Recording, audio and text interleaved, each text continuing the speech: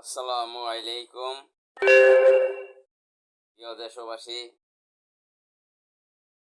কিছুদিন পর পরেই জুলাই যোদ্ধাদেরকে মিথ্যা মামলা দিয়ে তাদেরকে জেলে ঢোকানো হয়। এটা কিন্তু দেশ ও জাতির জন্য একটি মহা বিপদ সংকেত। 16 বছর ফ্যাসিস্ট এদেশের মানুষকে যেভাবে নির্যাতন করেছিল, নিষ্পেষিত করেছিল,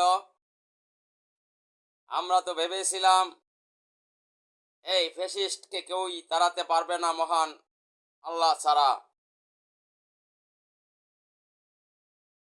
কিন্তু আল্লাহ পাকের অশেষ মেহেরবানিতে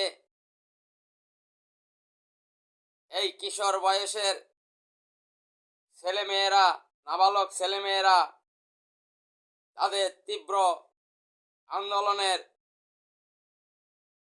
প্রতিবাদে, তাদের আত্মত্যাগের বিনিময়ে ওই ফ্যাসিস্ট এদেশ থেকে পালিয়েছে।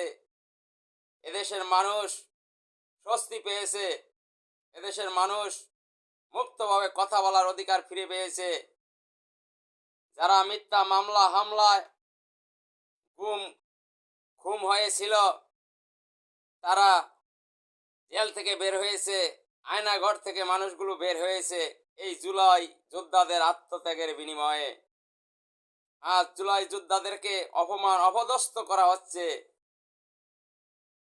কয়েকদিন আগে জুলাই যোদ্ধা সুরভিকে যে মিথ্যা মামলা দেওয়া হয়েছিল 50 কোটি টাকার, ওই বাংলাদেশ প্রতিনিধির সাংবাদিক, ওই সাংবাদিককে সুরভি বলেছে ফকিন্নির পোলা, ও 50 কোটি টাকা কোথায় পেল? ও সুরভি ঠিকই বলেছে যে ও ফকিন্নির পোলা, 50 কোটি টাকা কোথায় পেল? ওই সাংবাদিককে যদি আইনের আওতায় এনে সঠিক বিচার করা না হয় তাহলে কিন্তু বাংলাদেশে এই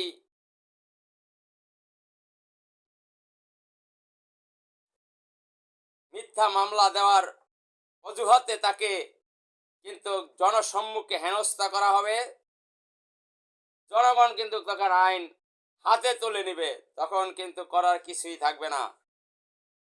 তাই সরকারের নিকট আবেদন আকুল, আর কোনো জুলাই যোদ্ধা যেন সামনের দিকে নির্যাতিত নিষ্পীড়িত মিথ্যা মামলায় যেন গ্রেপ্তার না হয় এবং তাদের